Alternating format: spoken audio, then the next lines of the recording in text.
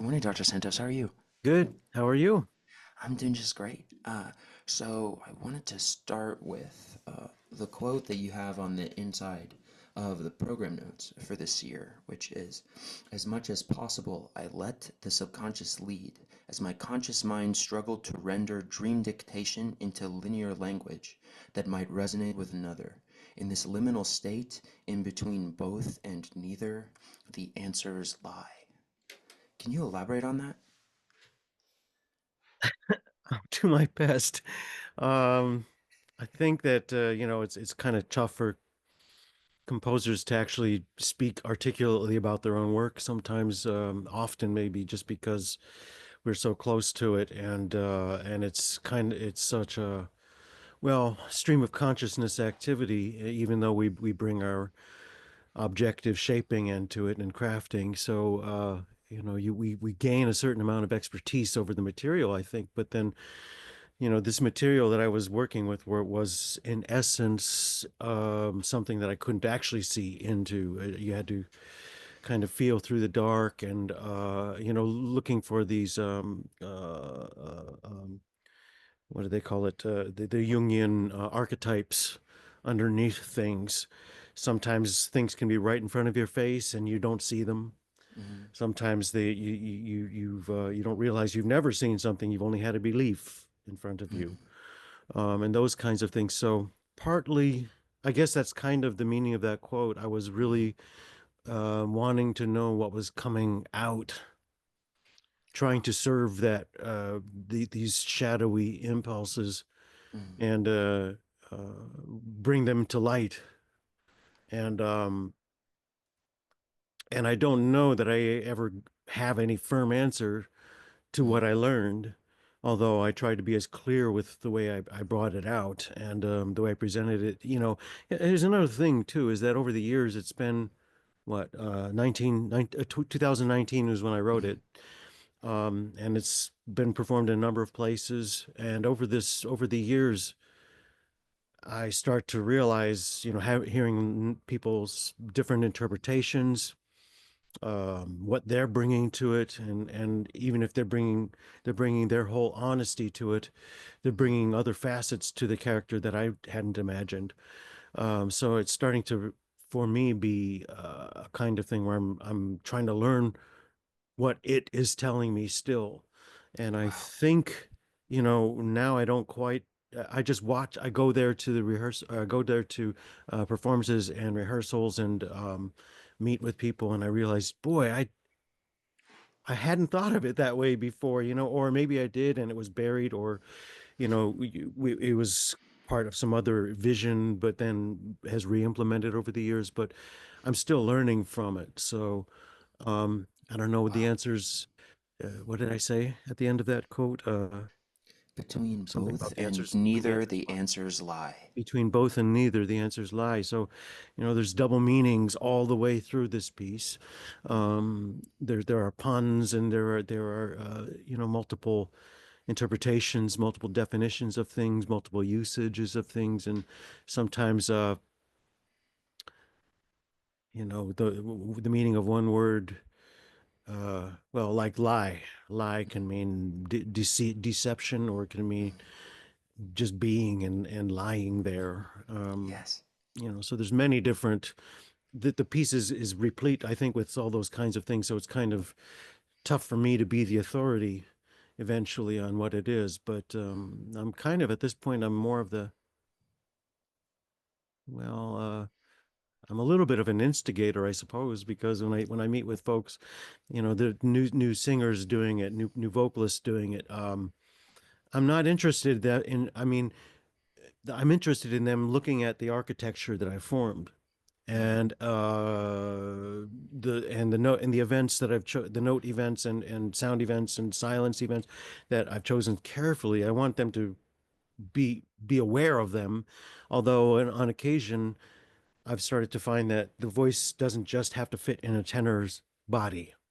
Yeah. It's been expressed through, a deep baritone, bass baritone voice, a soprano's voice, and we've had to find ways that the piece kind of lies within their their tessitura, within their range. And sometimes I'm finding, people can find a way, like a lightning rod, to project themselves through this piece, but we just have to maybe tailor it a little bit better. Mm. So for the last couple performances, it was just fascinating because it was with Janina Burnett at North Carolina, University of North Carolina, Greensboro, and first time sung by female vocalist, Wow. and she was trying to match the notes I was giving her, and I realized, well, you're getting at the right thing, but let's see if we can choose some lower notes on occasion Mm. to emphasize that low range that you don't normally do, or say, well, let's, instead of you singing it all in this low range, let's find a couple of moments for you to pop out a couple of high notes. Yeah. And then what she did remarkably was to not only find ways to find new notes that might help her to project a little bit more, but she would also, I gave her just a little leeway with how to, like, in the end, the last three movements are largely blues oriented and gospel Yeah. oriented. So she started taking some of her experience with that, and playing with the timing a little bit of the exclamations I would give her, and she did it a little bit in her own way, but it was like even more strong because that's what I wanted. I wanted it to be her, Wow. expressing these things through her. So I got it's a really long answer to that one question you had, but there's the piece is difficult to speak of and concisely, and I suppose maybe the essence of it is a mystery. I was Wow. looking to clearly present a mystery, so the ambiguities are difficult to speak Sure. about because they're right there, but they're difficult. They're inherently paradoxical, I think. Hmm. Did you mean for the piece to present ritualistically? I'm sorry. Did I mean them to present I, ritualistically? yeah, I feel like the piece presents very ritualistically. There's a note in the beginning for the performer to intone like a shaman, and I thought that was very powerful. But it's clear whether or not you look at the score that it's like casting an incantation. Yeah, I suppose so. I suppose so. There is a sense of ritual is a very mysterious thing, although it's rooted in a very specific time and place and liturgy, let's say, a And deeply practice. psychological. Pardon? And deeply psychological. Deeply psychological. But there's something about going to the ritual Yes. and then coming through the ritual. Once you arrive at the appointed time and leave at the appointed time, but somehow within that very temporal and specific space, um, there's once you're free, once Mm-hmm. you're in that space, your brain, your mind can kind of reach out, like when you're sleeping. Mm-hmm. There's a Yes. world inside your skull, and so you can only Mm-hmm. access that through the door and leaving through a Yes. door. So yeah, I think that there is a ritualistic component. I grew up going to church. Um, my mother was a minister. I suppose I should say still is, but she's Mm-hmm. not. That's not her main. She only does it once in a while when she's Mm-hmm. asked to. She's Wow. retired. But I grew up. My father was also, amongst many other ways of being a musician. He's always doing something for church. Wow. Um, as a director, church director. So there was something, I think, in deep in my psyche that was a sense of, I don't know, how do you say this, approaching the like the numinous or the transcendental Mm. through a very particular form, Wow. and maybe something that's a mix of language which is both mundane and, what do you call that, spiritual or something. Wow. So yeah, I think that probably is in there, although I um I would never I think that once I went to college, which was, geez, what, 1985, um that's when I started meeting people from all walks of life and hearing Mm. about new ways of thinking. I stayed in the dorm that was the international dorm, so I met people Wow. from all around the world, and um and then so once I started hearing, having these conversations, I realized, oh, you can find your way to something transcendental through many avenues. And I preferred that rather than just choosing one. So I've Yes. been really kind of what's the word? My religion, my experience of religion has been more comparative and mythological. Mm. My taste in religion is more that way. I think that hopefully this Wow. piece rendered in that way as well. Like there's room for all walks of mentality to make their way into it and find something common and go, I can Mm. recognize this process, some sort of cathartic process of sacrifice and attainment and finding Wow. yourself, finding the God within oneself and without, and all of these things which religion and ritual often brings to us. But, Mm. I was kind of looking for a more worldly center. Wow. Um, I think that parallels very nicely with the comment you made earlier about Jungian architecture Yeah. within the piece. Mm-hmm. Something that I think might be helpful for like a listener coming to this. Can you give an example of like one of the Jungian archetypes you were thinking about in a specific section? No, not really. Okay. I guess I wasn't so literally Mm. following Jung, more about thinking about what are musical archetypes. Oh, So sure. maybe I could say that, Yeah, that would be great to hear. uh, well, musical and poetic archetypes, let's say. Um, so musically, for example, we have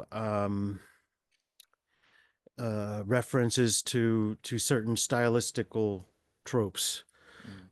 Gospel and blues is one I mentioned already. There's a good amount of heavily chromatic and maybe atonal Mm. material. There is some drony material which really, you know, maybe is a little more exotic, like references Mm. some musics from around the world. Sure. Um, then there was also some archetypes like I don't know if you'd call them archetypes, but structural references. Like, for example, when I came to the center of the piece, and I don't want to give away for people who are going to be surprised by seeing this for the first time, Sure. but I do go into another piece of poetry, Mm. not by a poet that you weren't expecting to Yes. happen in the middle of another poet, um, and this poet Rilke, he wrote a good amount of his poems were traditionally constructed, like, for example, a sonnet form, Mm.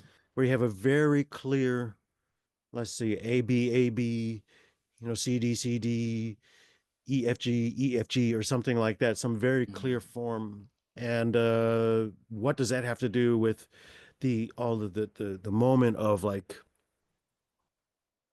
the moment of chaos and anarchy that precedes it? Mm. What happens? Where does that come from? Suddenly, you have this Yeah. moment of a sonnet. So, you know, these tangible forms somehow would come out, and I would follow them. Um, what other? Maybe there's one more I can say.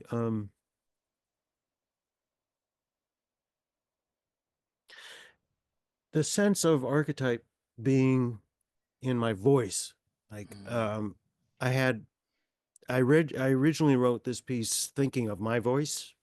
Wow. Then once I started working with other singers like Scott Piper and so on, whose voice is enormous and huge, Yeah. said, "Oh, wow, let's write for that voice." And I think I had a kind of explosive delivery with my voice, but Mm. a lot, and I was trained as an opera singer at one point, but I just didn't have that enormity. So I kind of didn't make it around my voice anymore. But compositionally, I think it was still in there. Yeah. I was looking to say my voice does a lot of things outside of my normal training.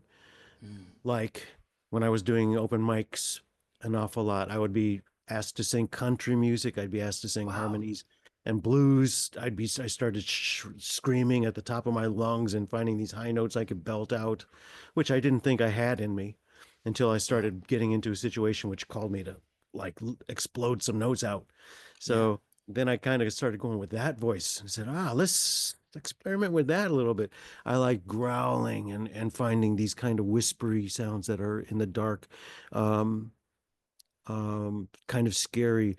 I liked the sort of archetype of a carnival barker, Yeah. but maybe in a kind of dreamlike, surrealistic, trippy way. I Yeah. kind of liked imagining that voice saying, "Come on, step right up and welcome into the fun house." And Yeah. then I had a voice. I remembered of somebody who, when I was walking in Colorado, in Denver, Colorado, one time a long while ago. Um, for uh, I just remembered walking down the street in the middle of the city and hearing some commotion, somebody just shouting at the top of their lungs, and it's kind of like a didn't seem like any kind of linear meaning underneath it. I just heard accents, and I was like, what Wow. is going on? And I saw this fellow walking down the street, and I got closer and realized, oh, this is somebody who's probably homeless and not Mm. really in touch with the same reality I'm in touch with right now, Wow. and is speaking in these like very violent musical, almost musical terms, and I that stuck with me too. I wanted to give voice to that. And Wow. one more was, I combined that with the idea of somebody who was a like an evangelist, like a street side Yeah. evangelist. Occasionally you walk by them on the street, and if they're very strong Mm. about their mission, they might, if you walk too close and just look, catch their eye, they might, say, all Yeah. right, let's talk, let's engage, and Yeah. you're there and you have to engage. um I kind of liked that, I kind of like that attitude of Yeah. I see you, what are you seeing, and what are we seeing, and are you Yeah. seeing are you seeing inside yourself, all these kinds of exhortations. It was pretty powerful, so a lot Yeah. of those voices came into play. Yeah. I'm really excited to be able to see this live because I've listened to the piece tons of times already, but I feel like being in a live space for it, especially with those kind of components, makes it very, very different. Yeah. Yeah, I'm always just floored, uh as many times as I've heard it. It just always knocks me out, Mm. so as I said, it's almost like you write it with some idea about what it is, what it's supposed to be, what it's supposed to mean, what you're Mm. going for in an earlier age, and then later on you just listen to it and you listen. What I found great too is that is when I people have heard it now, um Mm. so I don't as much have to tell people what to do on the stage. I can just kind of Mm. say more, do more, don't Yeah. hold back on that, or make more. The silences should feel like a gulf. They should feel like Mm. powerfully vast. I can just encourage people to an extreme, but I'm at this point, I just kind of sit back, and I feel like I should have like a director's chair and a beret or something, and just go, yes, yes. I feel like that more and more, but that's an amazing thing. I don't know how many more times in my life I'll have that, that sense of like just having a special seat and just Mm. sitting there going like, am I seeing this right? Oh my God, they're playing their hearts out. Mm. It's this out of body thing Yeah. for a composer. So you know that as well. Mm. It is kind of it's impossible to explain that feeling when you're there and the Yeah. audience is like, wow, because you realize it's not your ears only, it's the whole audience's ears now that you're listening to, and Mm. everybody on the stage, and anybody who's streaming it. You're like, Yeah. the ear is getting bigger and bigger. It's amazing. It really is.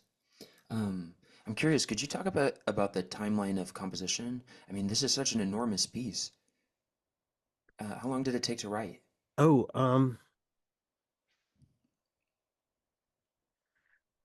quite be sure. I mean, I started putting together ideas earlier. I'd been approached about what are you want to do a follow-up, to previous piece that I had done based also on Langston Hughes' poetry, whose Mhm. birthday, by the way, was yesterday, as I Oh understand it. wow, I had no idea. Yeah, so interesting coincidence. Yeah, that's Um, great. um, so I was looking for some way to create a follow-up, but Mhm. and it went through several iterations. So I guess I don't know where the beginning is, to be honest. I think the beginning Mhm. might have been most officially when Michael Haithcock asked me to write the Mhm. piece, to write a piece, and then Yeah. oh geez, I'm sorry, I don't really know how to answer that. I guess it's Sure. like let's say 4 or 5 years, something like that. Wow. Maybe 3 or 4 is something like that. Wow. Um, is this your first work for wind ensemble? Or like first like official work for First wind major, ensemble? yeah, I did a Wow. small, kind of cute, but I thought charming piece of music that was more for a younger group, I suppose. Yeah. Um, it was more, but this was the first major piece, yeah. Mhm. Uh, I, that's what I thought. I did a little bit of research before the interview just to see if that was the case, and I noticed a really interesting parallel with an author named Elizabeth Gilbert. Are you familiar with her? Oh, She's the author of maybe. She's the author of Eat, Pray, Love. Okay. And the thing I was struck by as a parallel is that Eat, Pray, Love is her first major book. Oh, okay. And the parallel that I was struck with was the kind of success that um, an incredible first work can have on an artist. Because every conductor I've spoken to about the Seer has said something to the effect of, "This is one of the most significant works in our medium in a very long time." Oh, wow.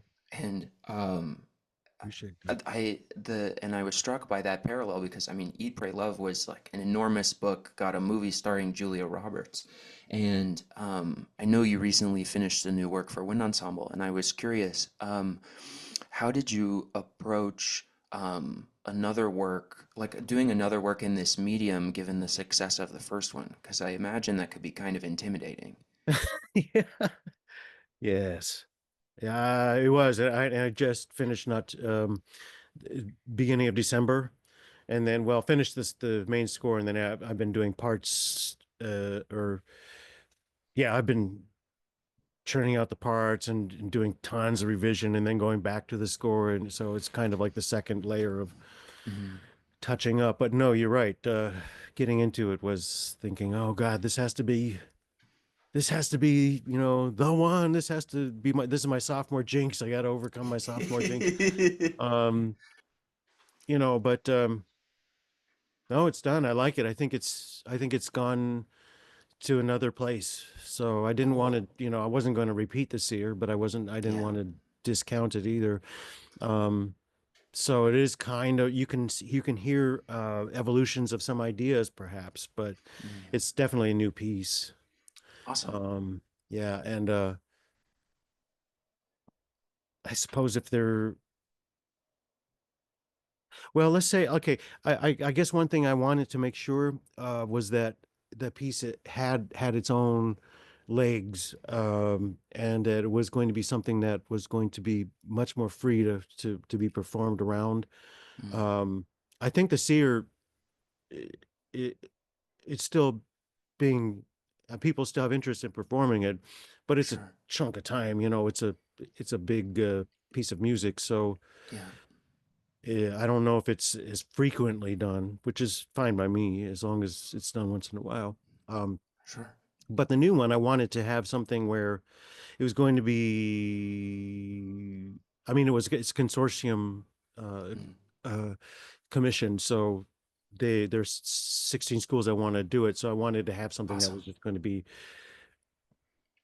not one of these mixed media things as much, but Hmm. just like a band piece, Hmm. and properly within the literature, even if I was still hoping to expand something, you Yeah. know.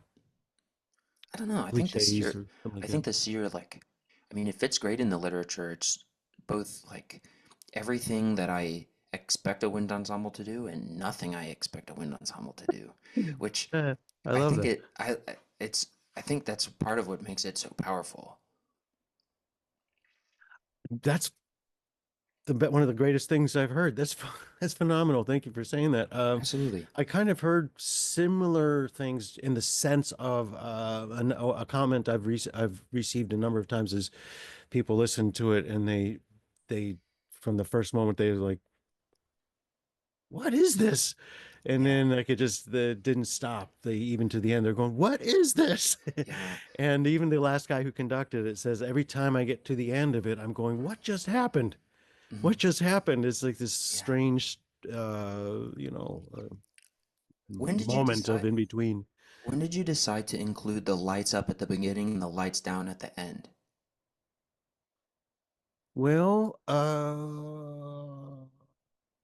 I've not. This isn't the first time I've done a lighting cue. Hmm. I've done that in a piece, maybe two, Hmm. one for sure. But this one, I like that. I like that because what it does Yeah. is it's like a book. You open the Yeah. cover and close the cover, or when you sleep, you close your eyes and then you open your eyes Yeah. at the end of it. So I wanted to really bring you in to Yeah. a place in time, a special place in time. When did I decide to do that? Not quite sure, but I know there was one poem, the opening poem, um, Hmm.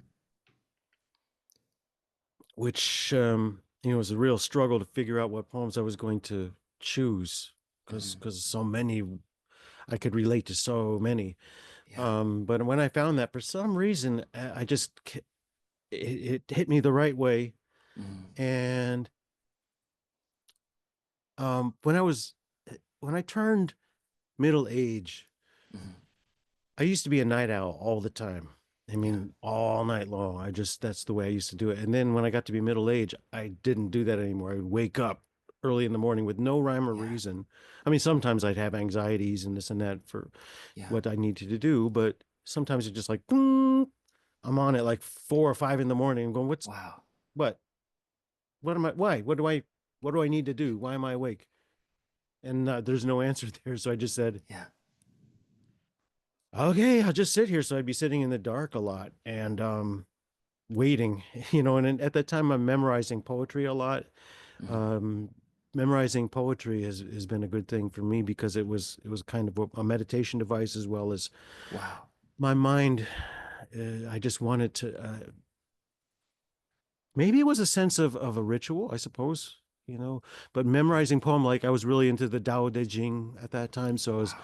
memorizing verses of that and just having it in my head so I could be in the dark and have these thoughts that I could be dealing with in the morning. Hmm. Um, and part of the memorizing was poems of Rilke and Langston Hughes. Some of these poems that just uh, would give my soul something to I don't know, be involved with during that time.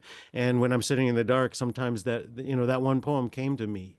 Yeah. And I just thought, this is like I just imagined being like in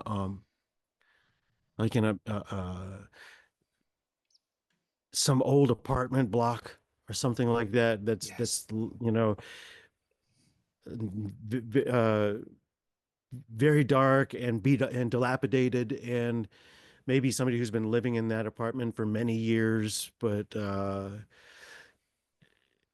goes out nightly and raises all kinds of um,